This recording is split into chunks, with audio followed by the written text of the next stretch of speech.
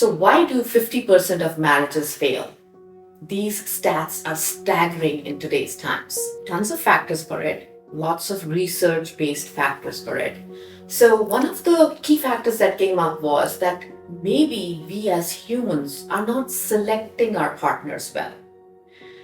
These days, it's an era of gratification now, the world of vanity. We all know, we all live through it.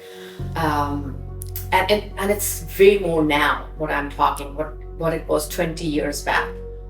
It's more now. We get so obsessed with chemistry and physical attributes and forget to look for deeper qualities of the individual. No one is actually having tougher conversations with the person that you want to get into this partnership, this marriage with. You're not talking about the real things, and you just oh yeah, we go out, we hang out, the vibe is great, but there are a lot of deeper issues that should be talked about, discussed when you're looking for your partner. Few of those things which can come to the top are what you believe in your life. You should be discussing and talking about it. What do you actually believe your life should be? Or what does good life mean to you? It could be very different for me, and it could be very different for the person that you're dating or the person that you're thinking you get into the marriage with. What is a well-lived life for you? You could be different for you, different for the other person. Or what do you think about having children? Do you want children? If you want children, when do you want children? After the kids, do you think that the mom will be a stay-at-home mom, or how are the responsibilities going to be shared with mom and dad? And another big one is the thought on money. What do you think about money? How much are you looking for?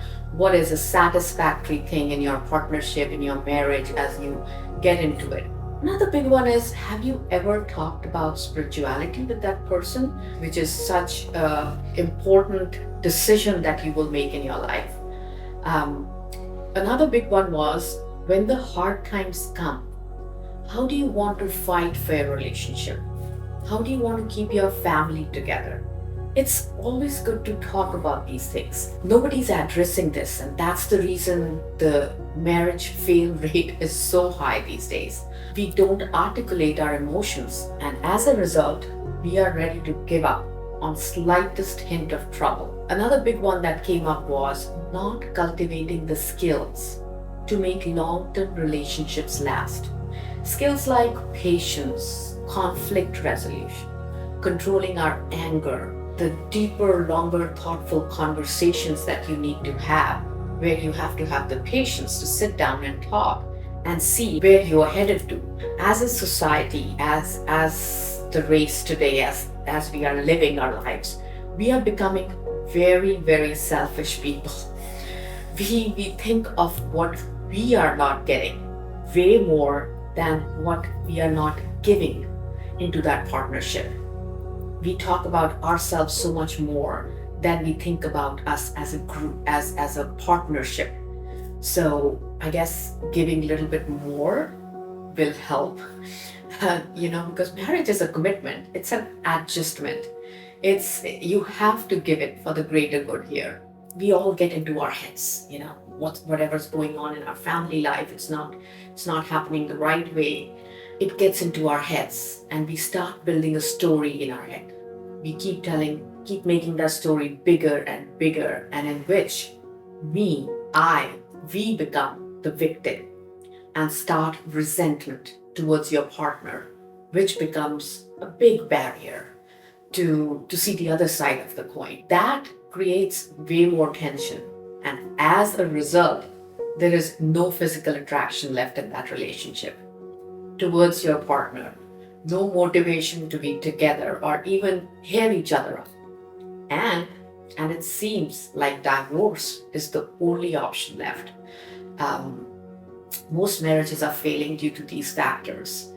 And, at my age, I have seen as just an example of this. Even at my stage where you've lived together or you've been in a marriage situation for 25, 28 years, and suddenly you are into an emptiness situation.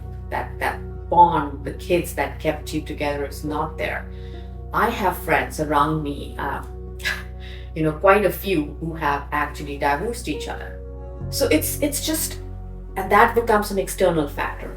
So that was another factor that people were talking about, or the research was showing that the 50% rate is all around us. You see it around you. It's around you, and then you get influenced by it. That maybe that's the option that you are left with. You start feeling that the other person opted for it. Maybe that's the way for you to have an easier life, and divorce it is. So it's happening. It's quite a bit. It's not easy. So let's just stop, think, talk, get some help if it's needed, and see if there is a possibility of better outcomes. Please share if you feel that somebody might get help with this. Share what you think about it.